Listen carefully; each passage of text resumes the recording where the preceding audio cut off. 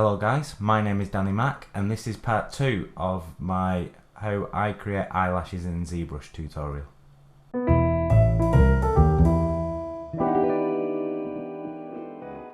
So before we start, I just want to show you the style of eyelash we're going to be making today. So it's this that you can see on your screen now.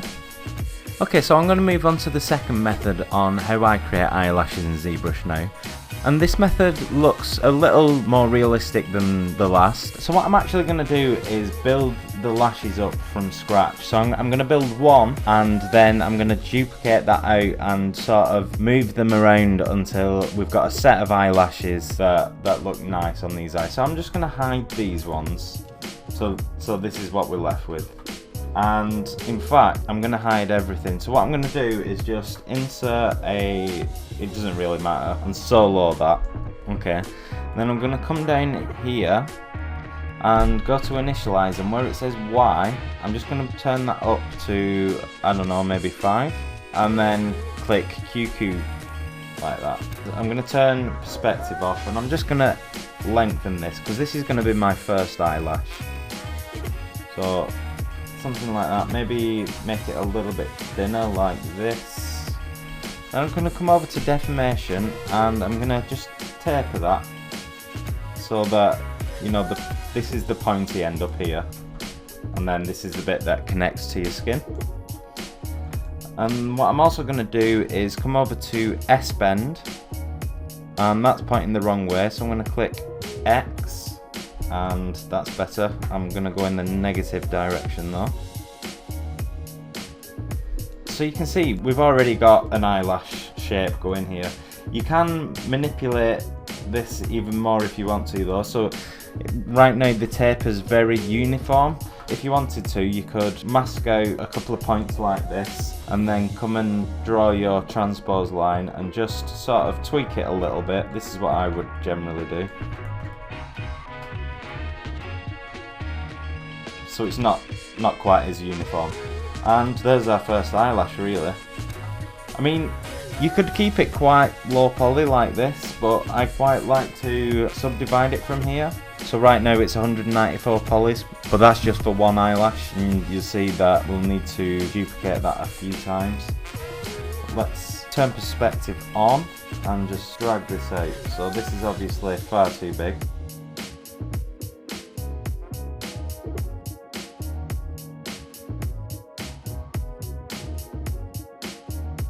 So this will be the first one going in. Really, you can make these as big or small as your style suits. And what I'll do, instead of just trying to duplicate one all the way around the eye, what I'm going to do is actually create a group of 3. So if I duplicate this once and move this kind of in position and just vary the direction a little bit like this, and duplicate it again and do the same over this side. Maybe add like a little bit of a crossover like that, because that's what your eyelashes actually do. Maybe not too much. Okay, and then I'm going to merge these together over here. Okay, and I will also group them, group visible. So you'll find this over in polygroups, group visible. So go over to polygroups, group visible, there it is.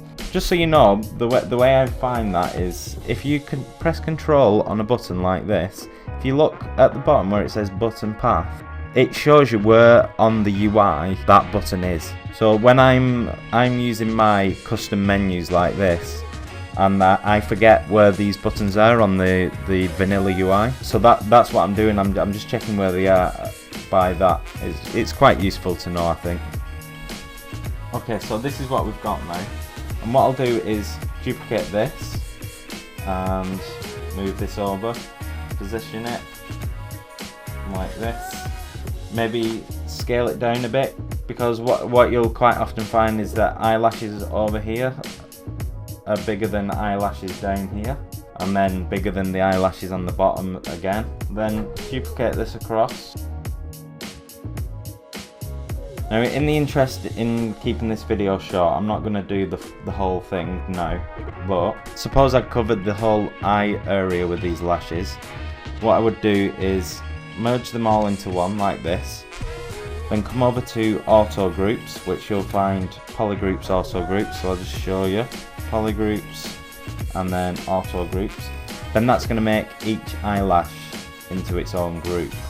So if you then come over to brush and then over to auto masking and turn up mask by polygroups like this, what you'll notice is you can then control each one individually, and you can move them around like this into different positions quite easily. Because one thing you want to avoid is duplicating this set of 3 all the way through and leaving it just like that, because it's not going to look right.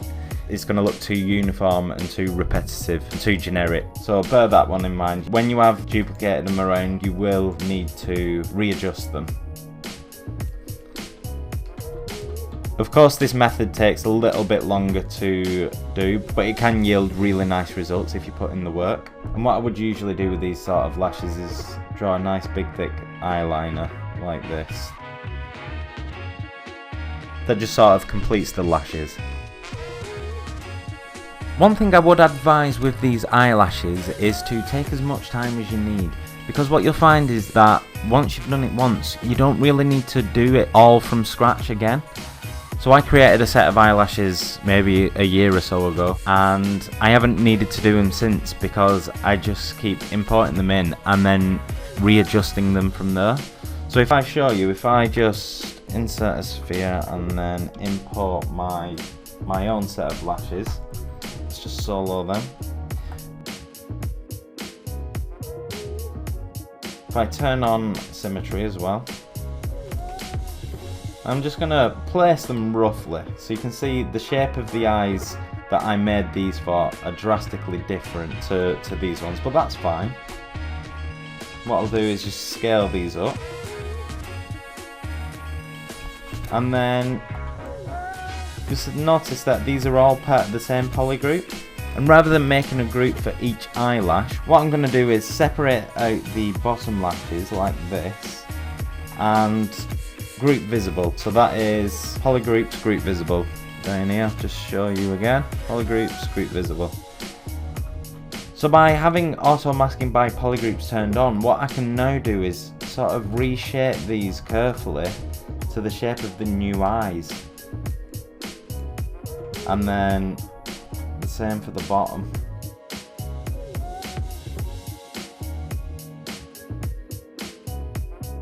And then when they're roughly in place, what you can then do is, you know, maybe auto groups them, and I don't know, maybe I don't want these ones here, so I'll just delete hidden on that. So now I don't have those because I didn't need them. And maybe I'm feeling like these bottom eyelashes are a bit too uniform, so I can just come in and change these around a little bit. Or maybe I just wanted to lengthen the top ones, so then I can group these and just do that. So as you can see, this set of eyelashes are quite versatile, and what I'm going to do is put this set of eyelashes that you can see now on the screen onto Gumroad for $1. So if you wanted to have a closer look at what I've done, or even if you wanted to use them in a project that you're working on, that's fine. I'll put a link to that in the description below, and I hope you've learned something from this tutorial.